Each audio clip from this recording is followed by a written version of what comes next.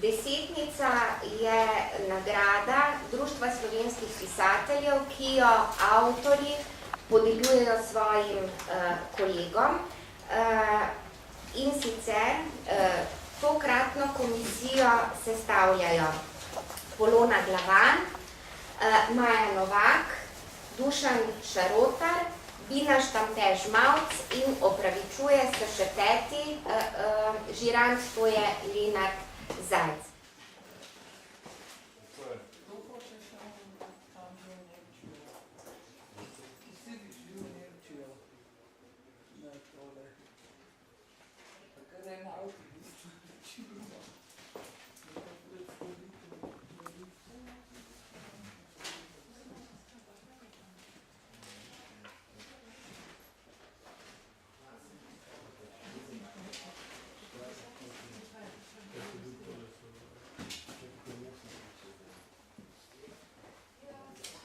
Prvi nominiranec je Erwin Fritz z zbirko Vrane.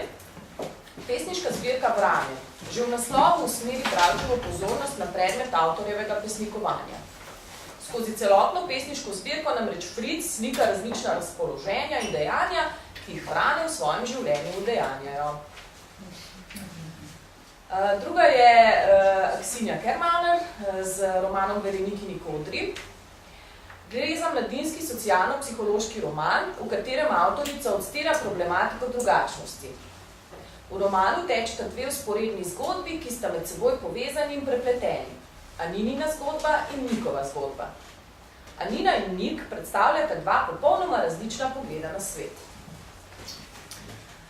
Potem je tukaj Majda Koren z zbirko Eva in kozel. Eva hodi v drugi razred in živi z mamo in svojim najboljšim prijateljem Kozlom. Kozel, sicer plišasta igrača, oživi in se z Evo pogovarja, ji daje nasvete in ji dela družbo, da ni preveč osamljena. Eva in Kozel razrešujeta vsakdanje otroške stiske, o nasilju v šoli, o ločitvi staršev, o nevšečnih domačih nalogah in tako naprej. Naslednji je Matjaž Pikalo z romanom Vrtnar na jezeru. Roman v obliki dnevnika, ki ga piše 14-letni Adam od ponedeljka 27. junija do ponedeljka 15. avgusta, je realistična zgodba o Adamovi delovni praksi in vseh doživljajih, ki jih najstnik preživlja v vaškem okolju, kamor se z družino preseli zaradi vrtnarije, ki jo kupijo starši. Vaško življenje je seveda drugačno od mestnega, a nič manj pestro. Ob skupini najstnikov sta pomembna lika še pater Duša in učitelj Suša. Kateri modeli? Potem pa tukaj gospod s težo oziroma višino, Slavko Pregelj z romanom Spričevalo. Roman problematizira socialno tematiko urbanega okolja. 15-letni Matej zaradi potrjevanja pred vrstniki ukrade kolo, vendar pozneje prevzame za negativno dejanje vso odgovornost. Kljub spodrsljaju glavni lik ohranja visoka etična merila, najpomembnejša oblika dela pa je v tem, da besedilo ne moralizira tematike, temveč skozi humorno optiko podaja težavnost odraščanja sodobnega otroka. No, ostalih nekaj pa še kolega došlo. Ne, res tako lepo se pravi.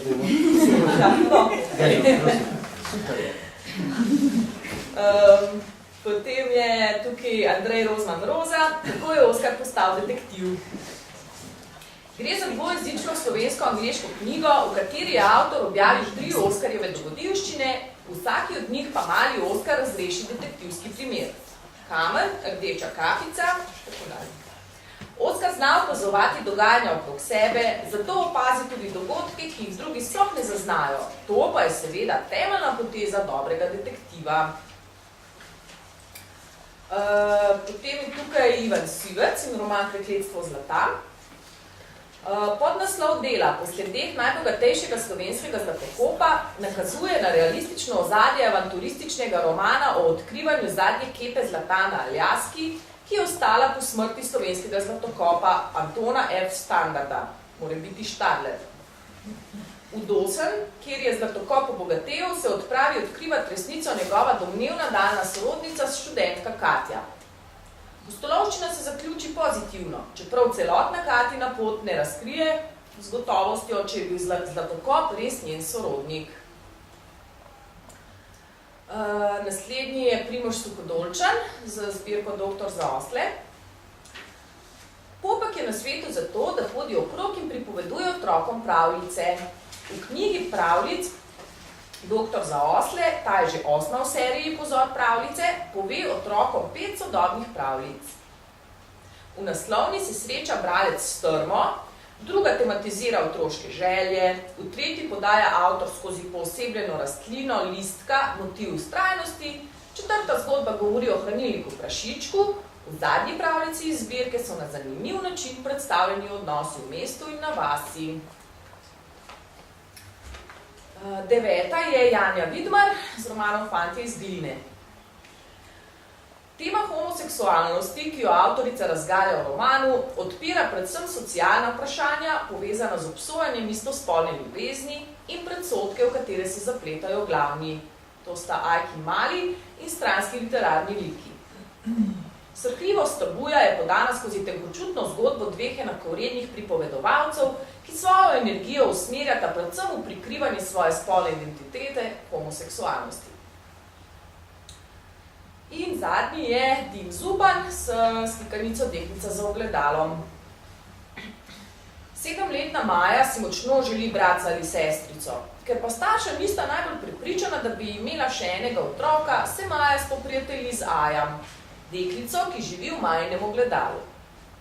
Starša skrbi, ker se Maja ves čas zadržuje pred ogledalom in se pogovarja s svojo podobo v njem. Zaradi zaskrbljenosti in ker je težko pred starši imeti skrivnost, Maja staršema pove za Aja, kmalu pa tudi starša povesta Maji, da pa bodo vendarle dobili dojenčka. Starša bega le še Datljeva koščica, ki ni iz našega sveta.